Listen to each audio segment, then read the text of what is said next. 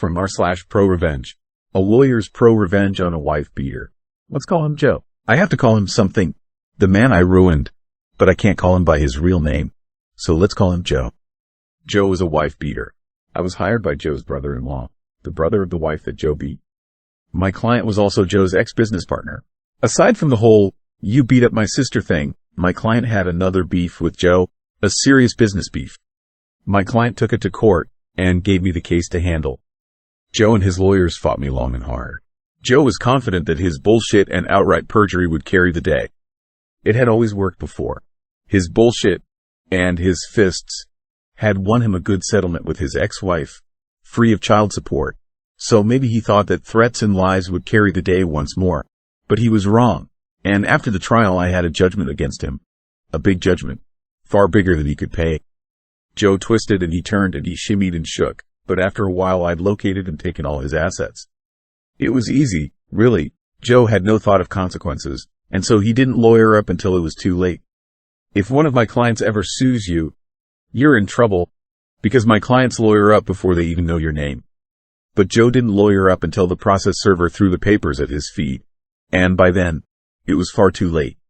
I went through Joe's assets like a meat grinder, and after a while Joe had but one property left, a house, and he clung to that house, for it was rented out, and his sole source of income. Joe lived in the unfinished basement, and he survived on what the upstairs tenants paid him. He cashed their rent checks at payday loan places, paying hefty fees, but it was worth it, because he knew that I'd garnish any bank account that he opened. Joe managed to hide his rental place from me for a while because he owned it through a numbered company. But my investigator found him one day and followed him home. Joe self-represented his way through the next stage, which took a couple of years, while I punctured his corporate veils and his sad efforts at a fraudulent conveyance. But in the end, I had his last house, the house where he lived in the unfinished basement. Joe stepped out one day to get a pack of cigarettes, and when he came back, the sheriff had changed the locks.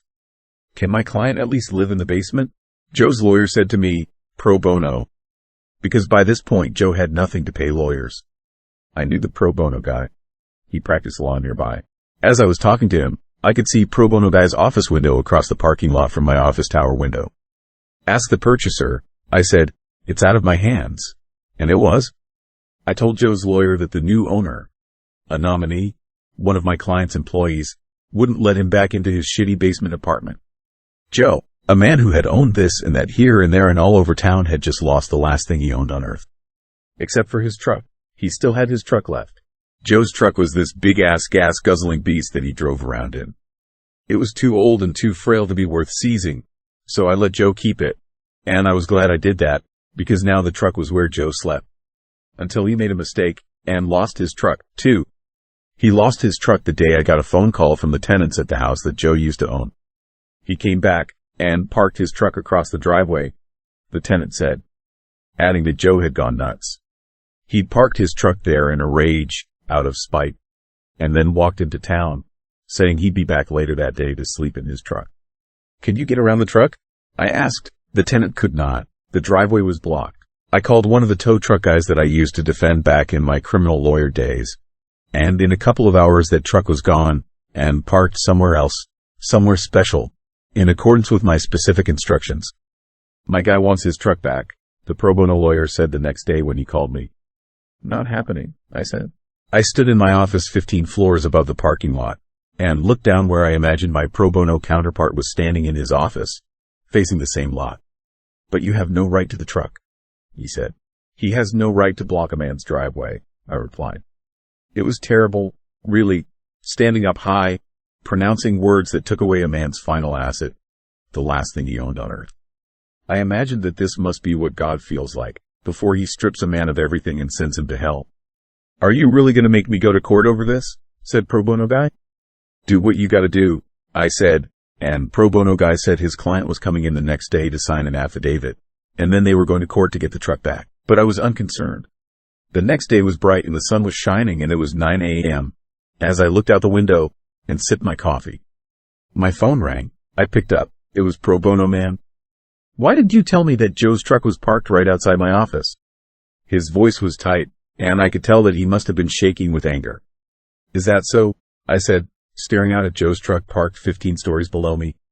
How careless of my bailiff to leave the truck where your client could easily take it back. I really must speak to him. Very funny. My client's going to sue. No, he isn't. He's going to get in that truck and drive away right now. I told my tow guy to fill up the tank, and he gave it an oil change too. Gratis.